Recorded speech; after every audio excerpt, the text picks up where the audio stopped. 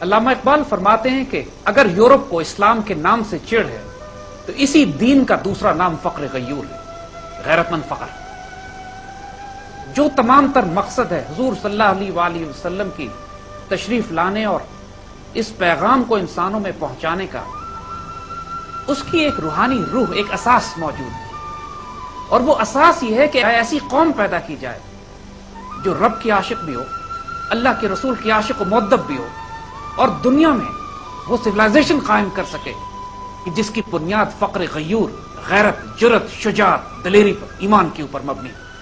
جو بندے مومن کی صفت بتاتا ہے وہ یہ کہ وہ وسط افلاک میں تکبیر مسلسل دیتا ہے، آسمان کی بلندیوں پہ، وہ تسبیح و مناجات پیوستہ زمین پہ نہیں کرتا۔ اقبال کمپیرزن دیتے ہیں اس کا، یا وسط افلاک میں تکبیر مسلسل یا پیوستہ زمین پہ تسبیح و مناجات۔ وہ مسلک مردان خدا گاہ و خدا مست، وہ اس کا مسلک ہے جو خود آگاہ بھی ہے اور اپنے رب میں مست بھی ہے۔ اور یہ مذہب ملا و جماعت و نباتات، یہ جو بہت بڑا فرق ہے۔ امت کا زوال کیوں ہوا؟ اس لیے کہ ہم نے اپنے مسلک مردان خدا گاہ و خدا مست کو ترک کر کے وہ مذہب اختیار کر لیا جو ہمیں تن آسانی کی، غلامی کے سبق دیا کرتا ہے، جو گرمی گفتار و کردار ہے، جو انسان کے وجود میں ایک آتش بھڑک رہی ہوتی ہے، عشق الہی کی اور عشق رسول کی۔ اس کے بغیر مسلمانی بھی کافر ہے، سکون نہیں ہے اس زندگی میں۔ وہاں پہ تن آسانی، آرام، سکون، آسائشیں، آرام، ایسی کوئی چیز نہیں۔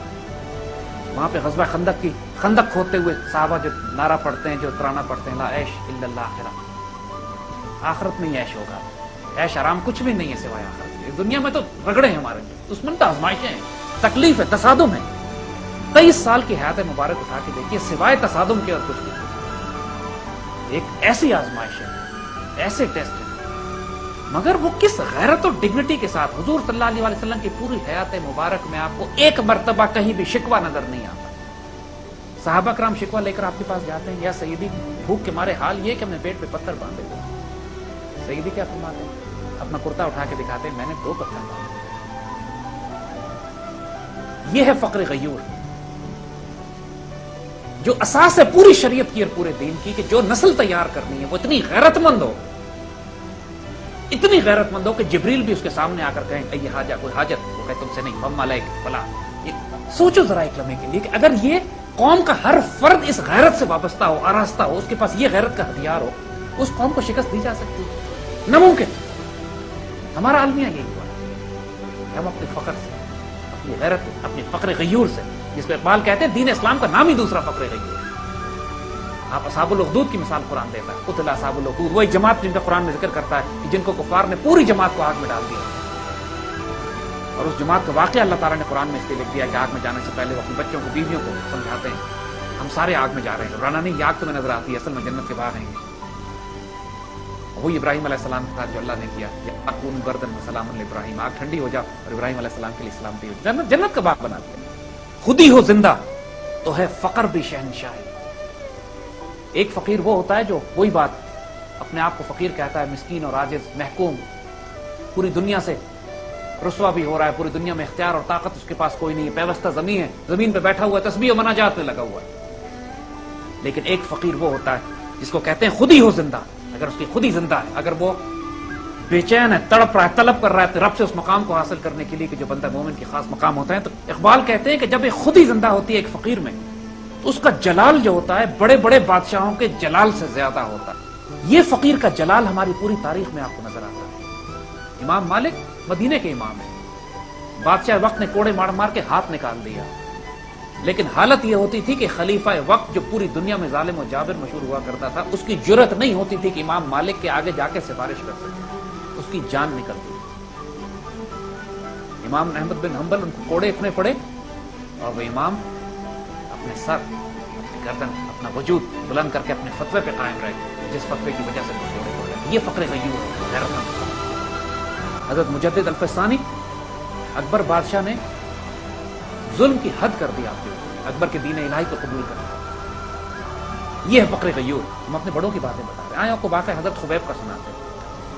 کفار کے کچھ لوگ حضور کے پاس آئے کہ ہم کو دین سیکھنا ہے۔ حضور نے کچھ صحابی آپ کے ساتھ ان لوگوں کے ساتھ کر دی، انہوں نے آگے جا کے غداری کی، اور حضور کے صحابہ کو شہید کر دیا. اس میں 2 صحابی حضرت خبیب اور ایک حضرت زید ان کو زندہ گرفتار کر دیا. تو حضرت خبیب رضی اللہ تعالیٰ عنہ کو جب کفار مشرکین مکہ قریش انہوں نے چاروں طرف سے گھیر لیا اور فیصلہ کیا گیا کہ ان کو سولی چڑھا دیا جائے گا, نیزوں سے چھید دیا جائے گا, درخت پہ باندھ کے لکڑی پہ باندھ کے نیزوں سے چھیدا جائے گا. اس کے بعد وہ ایک بڑا دردناک واقعہ, آپ نے وہاں پر بڑے خوبصورت اشعار پڑھے اور کہا یا اللہ یہ لوگ مجھ سے کہتے ہیں کہ تم اسلام چھوڑ دو تمہاری جان بچ جائے گی, واللہ اب میرے لیے مرنا آسان ہے, جہنم میں جانا آسان ہے, میں اب ایمان نہیں چھوڑ سکتا. یہ مجھ سے کہتے ہیں کہ رسول اللہ تر تعلق کر لو, رسول اللہ کو چھوڑ دو. اب جب میں نے فیصلہ کر لیا اس بات کا کہ میں نے ایمان پہ جان دینی, تو مجھے پرواہ نہیں کہ میں کس کروٹ لٹا کے ذبح کیا جائے گا, لیکن اب میں اپنا ایمان نہیں چھوڑوں. اور اس کے بعد وہ کہتے ہیں, بڑا خوبصورت رونا آ جاتا ہے, کہتے ہیں یا اللہ جو رسول اللہ نے میرے ذمہ ڈیوٹی دی تھی وہ میں نے پوری کر دی, رسول اللہ کو بتا دینا کہ میرے ساتھ کیا ہو رہا ہے. This became, یہ تاریخ اسلام کا ایک ایموشنل ترین بات ہے. یہ ہے فخر غیور, یہ ہے غیرت مند. یہ جب فخر غیور امت میں, غیرت قوم میں پیدا ہوتا ہے نا, اس کے بعد کائنات کی کوئی چیز اس کو شکست نہیں دے سکتی. ہم نے ایسے اللہ کے فقیر دیکھے. قدرت اللہ شاہ ممتاز مفتی کی کتابیں پڑھیے, اللہ جو لبیک کے ممتاز مفتی کی کتاب ہے, اس کے اندر جب وہ ذکر کرتے ہیں ان فقراء کا کہ جو مسجد نبی کے درباروں کے باہر بیٹھے ہوتے ہیں, کہ ممتاز مفتی کہتے ہیں کہ ان کی آنکھوں سے ایسے شعلے نکلتے تھے کہ آپ نگاہیں چار نہیں کر سکتے. یہ فقر غیور ہوتا ہے. کوئی اندازہ کر سکتا ہے اس کے زور بازو پر کہ نگاہ مرد مومن سے بدل جاتی ہے. تجھے گر فقر و شاہی کا بتا دو تو میں یہ بتاؤں کہ ایک فقیر کیسے بنتے ہیں. اور پھر فقر تو اصل بادشاہت ہوتی ہے. اپنی غریبی میں اپنی خودی کی نگہبانی کرو, غریبی میں اپنی عزت غیرت اپنے فقر کی حفاظت کرو, تم کو فقیری مل جائے, تم فقیر بن جاؤ. اے طائر لاہوتی, اس رزق سے موت اچھی جس رزق سے آتی ہو پرواز میں کوتاہی. کوڑے پڑ رہے امام احمد بن حنبل کو, امام مالک کے بازو نکال دیے, مجدد الفسانی کو جیل میں بند کر دیا, کیا کیا نہیں کیا. کمپرومائز کر لیتے بادشاہ کے ساتھ, کیا فرق پڑتا ہے, بڑے لوگوں نے کیا تھا اس وقت. اس موقع پہ سٹینڈ لینے کا مطلب حضرت خبیب کہہ لیتے, جھوٹ موٹ کا اسلام چھوڑ دیتے, بعد میں اسلام لے آتے. یہ بھی تو طریقہ ہے نا, دین میں اجازت ہے اس بات کی, شریعت میں اجازت ہے کہ تمہیں کوئی قتل کرنے لگے تو جھوٹ موٹ کا انسان دکھا سکتا ہے کہ اپنا ایمان چھپا سکتا ہے. انہوں نے تو ایمان نہیں چھپا, انہوں نے تو گردن کٹوانا پسند, ذبح ہونا پسند کیا, کوڑے کھانے پسند کیے. کیوں؟ وہی بات کہ جن سے اللہ نے کام لینا ہوتا ہے, جن لوگوں نے امت کی قیادتیں کرنی ہوتی ہیں نا بیٹو, وہ پھر پر رستہ اختیار کرتے ہیں, کمپرومائز نہیں کرتے, وہ فتووں پہ نہیں چلتے, وہ گردنیں کٹواتے ہیں. فتوے تو موجود ہیں کہ جان بچائی جا سکتی ہے, جھوٹ موٹ کیا جا سکتا ہے, جھوٹ بولا جا سکتا ہے, مگر اللہ کے بندوں کا پھر یہ اقبال کہتے ہیں, لیکن یہ معاملات سخت ہیں, نازک ہیں, یہ آسان نہیں ہے. اقبال کہتے ہیں کہ اگر نظر نہیں ہے تو میرے حلقے سخن میں نہ بیٹھ, اگر تمہاری نگاہ نہیں ہے تو میری باتیں مت سنو, کہ نقطہ ہائے خودی ہیں مثال تیغ اصیل, کہ جو میں خودی کی باتیں کرتا ہوں, جو میں انسان کی ریئلائزیشن کی, فقر کی بات کرتا ہوں, عشق الہی عشق رسول کی بات کرتا ہوں, یہ تیز دھار تلوار کی طرح تمہیں کاٹ کے رکھ دے گی اگر تم ان کو سمجھ نہیں پاؤ, اگر تم ان کا مذاق اڑاؤ, اگر تم ان پہ طنز کرو, اگر تمہاری عقل میں نہیں آئیں گی یہ بات, اگر تم رسپیکٹفل نہیں ہو, بادب نہیں ہو, کیونکہ ادب پہلا قرینہ ہے سیکھنے کے لیے, اگر بادب نہیں ہو تو پھر تمہیں نقصان ہوگا اس بات سے, کیونکہ یہ باتیں کائنات کے راز اپنے اندر لیے, یہ تمہیں شہنشاہی کا گر بتائیں گی, یہ تم کو یہ بتائیں گی کہ اس کائنات میں فقیری میں رہتے ہوئے شہنشاہی کیسے کرتے ہیں. غیرت ہے طریقت حقیقی, جو طریقت حقیقی اس میں غیرت ہے, غیرت ہے فقر کی تمام. یہ بات اس کے بعد فرماتے ہیں, پھر اس کہتے ہیں اس قوم کو شمشیر کی حاجت نہیں رہتی, اس قوم کو شمشیر کی حاجت نہیں رہتی, ہو جس قوم کے جوانوں کی خودی صورت فولاد, جس کے جوانوں کی خودی غیرت اتنی ہو اس کو تلواریں نہیں چاہیے ہوتی.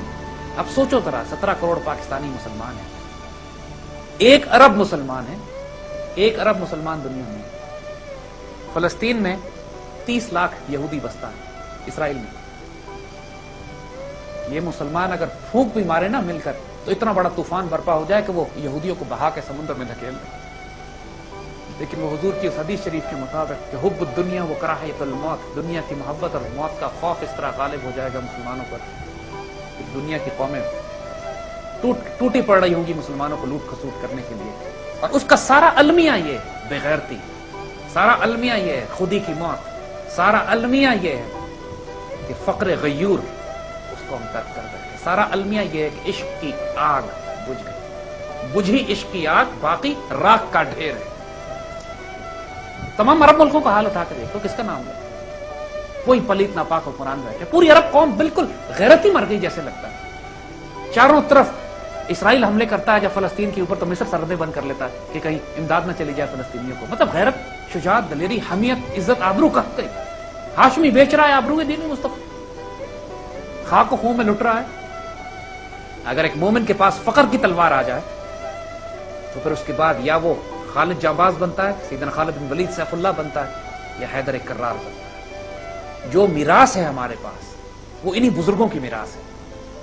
جو تمام تر مقصد ہے حضور صلی اللہ علیہ وآلہ وسلم کی تشریف لانے اور اس پیغام کو انسانوں میں پہنچانے کا، اس کی ایک روحانی روح، ایک اساس موجود ہے، اور وہ اساس یہ ہے کہ ایسی قوم پیدا کی جائے جو رب کی عاشق بھی ہو، اللہ کے رسول کی عاشق و مؤدب بھی ہو، اور دنیا میں وہ سویلائزیشن قائم کر سکے کہ جس کی بنیاد فقر غیور، غیرت، جرت، شجاعت، دلیری پر، ایمان کے اوپر مبنی ہو۔